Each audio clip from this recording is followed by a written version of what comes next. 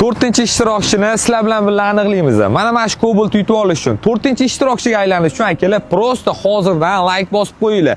Endi men sizlarga $10,000 sarflangan Gentrani, ya'ni qoravoy Gentrani ko'rsatmasam bo'lmaydi. Akalar, bunaqa $10,000 sarflash uchun qanaqa ishda ishlash kerak? Pastda yozib turing, obzorini sizga hozir beraman.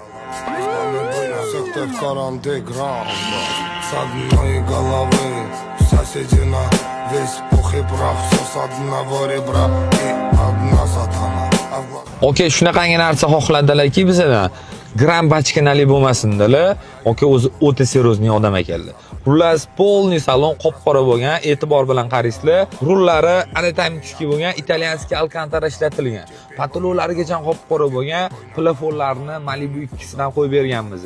Klimat kontrol, monitor, tablo, xullas, sidinalarga e'tibor berasizlar. Koja italyanskiy alkantara. Даже remellarigacha qop-qora bo'lgan. Malibu 2 barlarigacha qo'yganmiz. Full variantda shum izolyatsiyaga bo'lgan. Polikgacha qora, даже glamlarigacha qop-qora bo'lgan. Akalar, nima deyman? Bu videoni o'ta seriozniy yuradigan yaqin do'stingizga jo'natib qo'ying. Undan tashqari, gapirsa gap ko'p o'zi akalar. Amerikanka optira qo'yildi. Krugoy tonirovka, Vitsin atirmanli plyonkasi. Bitta gapirilmagan gap Neoline 8800. Bu akalar to'g'ri tanlov bilasizlar. Neoline sizlarni har doim cho'mchiginglarni o'ylaydi. Bitta mana shu Neoline 8800 qo'yilsa, bo'ldi, mashina full bo'ladi. Nima deyman akalar? Mehr ko'zda, dil xirali bo'lmasin. Qora yoqqan bo'lsa, o'sha gap. Bitta like bosib qo'yasiz. Akalar, mana Cobaltga nasib bo'lib ketganini bilasizlarmi?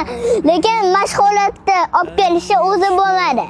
Akalar, rullarni qaranglar, chiroyligini, даже salonlargacha apelsin rang bo'lgan. Allohdan so'rasanglar, Alloh beradi.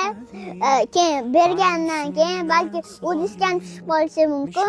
O'shanda mazza qilib mashina haydab yurasiz. Akalar, diskasini qaranglar, salonni rangiga o'xshaygan. Akalar, duo deyap katta Cobalt sizlarni kutyapti. Mehr ko'zida dil xirali bo'lmasin. Bilasizmi nima? Kun kelib siz uchun ham tonglar o'tadi. Hozircha qorong'ulik ko'proq tuyulayotgandir. Yo'llar charchatib qo'yayotgandir. Orzularingiz esa hanuz uzoqdek ko'rinayotgandir, lekin bilingki, hech bir tun abadiy emas. Har qanday zulmatdan keyin albatta tong otadi.